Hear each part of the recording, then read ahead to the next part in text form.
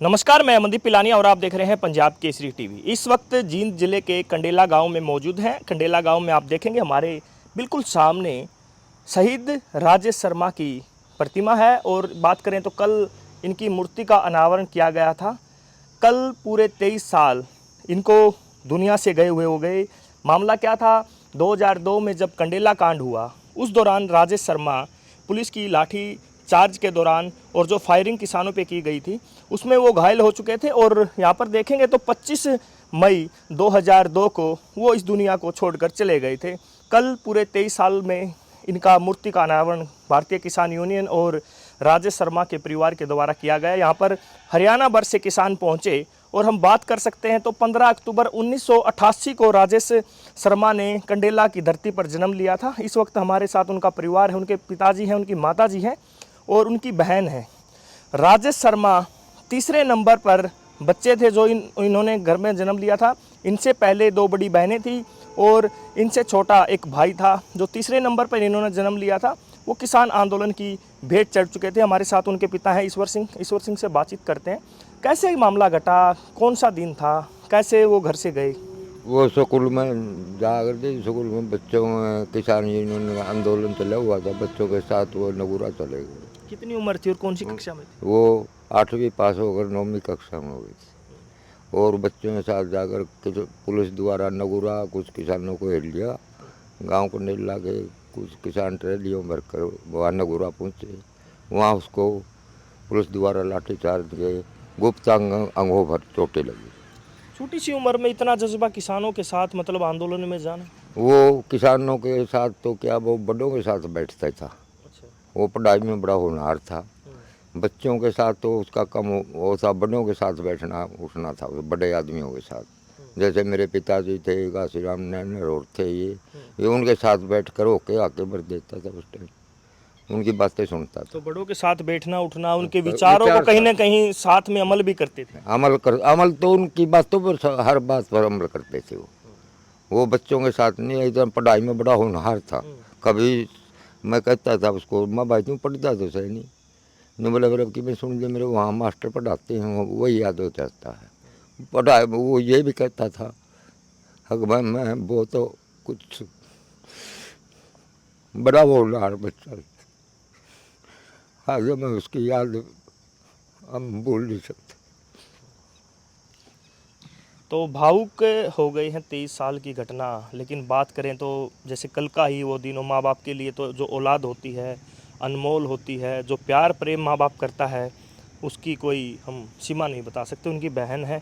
क्या जैसे प्रतिमा का यहाँ पर अनावरण किया गया है, परिवार में कैसा माहौल था? मतलब परिवार के पास किसान आए? बहुत बढ़िया माहौल था भाई साहब, और सबका साथ था हमारे साथ में। और हमें गर्व भी हमारे भाई को अपना शहीदी दिवस का टाइम मिला और देश के लिए उसने अपने प्राण न्यौछावर करे। ऐसी बच्चे तो धरती पर पैदा होने से ही रह गए हैं। ऐसी माँ का वो हमें बहुत बहुत बधाई हो, जो ऐसी माँ ने हमारे भैया को जन्म दिया और उसने अपने माता पिता का, बहन का और अपने देश का, अपने गाँव का नाम रोशन किया। आपकी कितनी उम्र थी जब वो, आप 9वीं क्लास में बता रहे हैं कि वो 9वीं, आप बड़े थे तो कितनी उम्र थी आप? मेरी 17-18 साल की उम्र थी। तो आपको तो सारा वाक्य याद होगा। मैं यहाँ पर नहीं रहती थी, मैं अपने मामा के घर रहा कर दी, वहीं पर पढ़ा कर दी। मैं बाद में यहाँ पे आई हूँ। तो आपको सूचना मिली होगी, फ़ोन गया होगा यहाँ से? हाँ, यहाँ पर जिस तरह बिजली के बारे में यहाँ रोड जाम कर रखा था, तो सभी महिलाएं, बच्चे, बूढ़े सभी इकट्ठे होकर के गांव में साबत हरियाणा यहाँ पर इकट्ठा हो रहा था। उसमें सभी छोटे बड़े सब जाते थे, तो हमारा भैया भी उनमें शामिल था। इसलिए वो किसान यूनियन की और ज़्यादा आक्रोश रखता था और उस धरना में हमेशा साथ रहता था, बड़े छोटे आदमियों के साथ में। ये विष्णु देवी हैं राजेश शर्मा की माताजी। सरकार ने कोई सूद ली, आपका बेटा गुजरा तो कोई सरकार की तरफ से मतलब सहयोग राशि या कोई मतलब मदद दी गई? हाँ जी, भूपेंद्र हुड्डा जी ने दिए थे, 1 लाख रुपया दिया था। अच्छा। और उसने नौकरी की वो करी थी, भाई मेरी सरकार बनेगी तो मैं शहीदों के परिवार को एक को नौकरी दूंगा। आपको नौकरी मिली थी? हाँ, नौकरी मिली थी। किस विभाग में? हरियाणा रोडवेज में। हरियाणा रोडवेज में। तो बेटे की याद आती होगी, आज 23 साल हो गए। याद दिन रात याद रहो।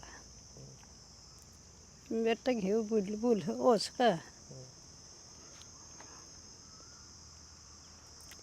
तो अब मूर्ति का अनावरण किया गया है, अब हरदम आप बेटे को देखोगे, शाम सवेरे जब काम करोगे तो यहाँ पर जी काम तो करना ही पड़ेगा।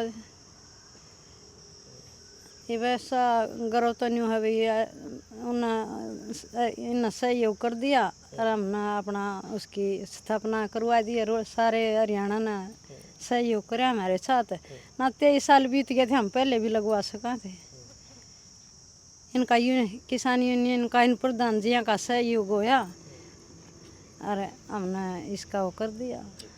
कंडेला कांड की बात करें तो ओम प्रकाश चौटाला ने सरकार बनने से पहले जनता से वादा किया था, अगर मेरी सरकार बनेगी तो बिजली के बिल नहीं भरने पड़ेंगे, और बातचीत करना चाहते हैं। जी चौटाला सरकार ने जी बिजली के बिल के भाई बिजली के बिल माफ़ करूँगा मेरी सरकार बन गई। तो सरकार बनने के बाद उसने मना कर दिया, फिर किसानों ने अपना धरने दे दिए, फिर उसने किसानों पर गोली चला दी, लाठीचार्ज कर दी। तो माताजी ने बताया जिस प्रकार पूरा हरियाणा इस वाक्य से अवगत है, चौटाला सरकार में जो यहाँ पर आंदोलन हुआ उसमें काफ़ी किसानों को जान गंवानी पड़ी थी, जिसमें राजेश शर्मा भी मौजूद थे। कंडेला गांव से वो भारतीय किसान यूनियन घासीराम नैन की जो टीम है उनके साथ वो नगूरा में गए थे। वहाँ पर फायरिंग हुई, लाठीचार्ज हुआ, उसके दौरान वो घायल हो गए और इलाज के दौरान 25 मई 2002 को उनको अपने प्राण त्यागने पड़े। अब बातचीत करें तो यहाँ पर चौटाला कांड के बाद कंडेला गांव में आक्रोश दिखाई दिया। काफ़ी सालों तक हम बातचीत करें तो मुख्यमंत्री बनने के बाद भी ओम प्रकाश चौटाला जब भी चंडीगढ़ जाते थे या नरवाना जाते थे तो दूसरा रास्ता अपनाते थे। चौटाला कंडेला गांव से नहीं होकर आ जाते थे। कहीं ना कहीं लोगों में भी रोष था और नाराज़गी थी।